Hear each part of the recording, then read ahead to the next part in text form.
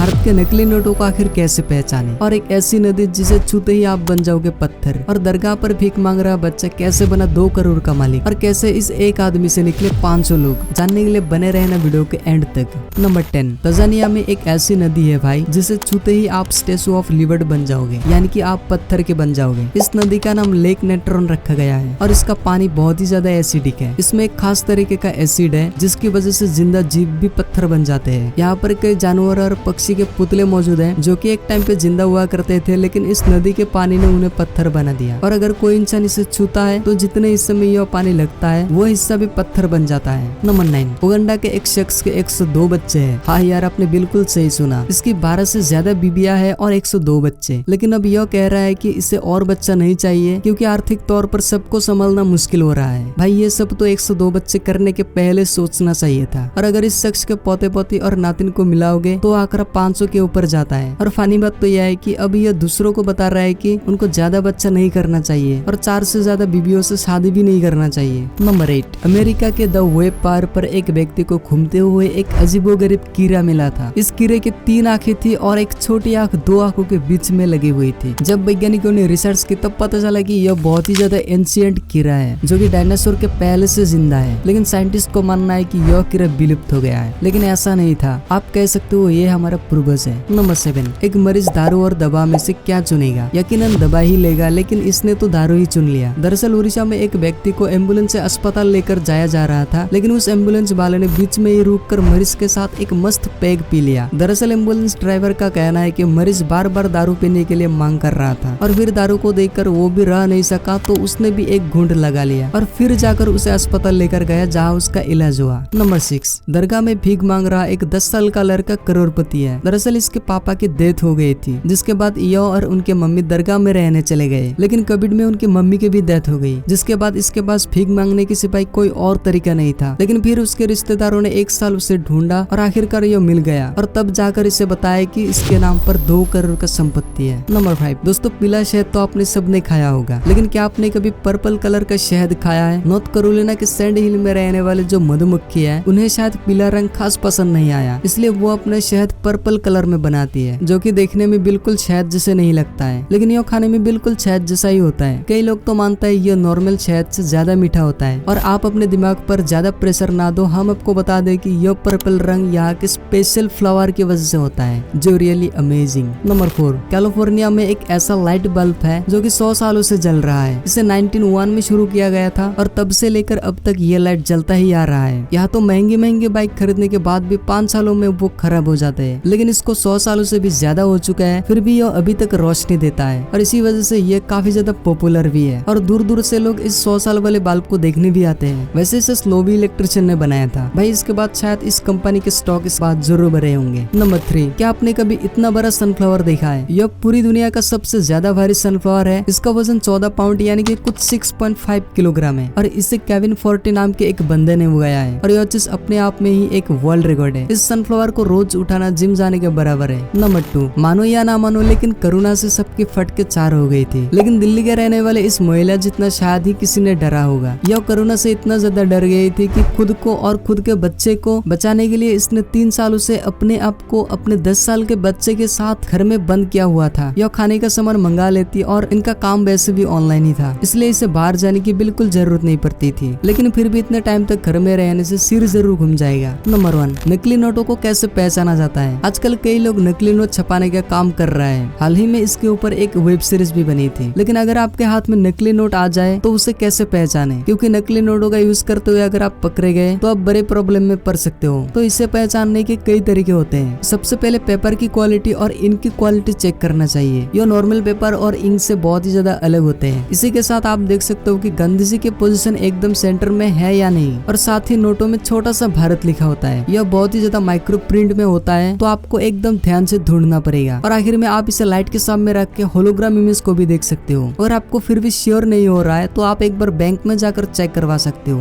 दोस्तों वीडियो अच्छा लगा तो वीडियो को लाइक कर देना और चैनल को भी सब्सक्राइब कर देना।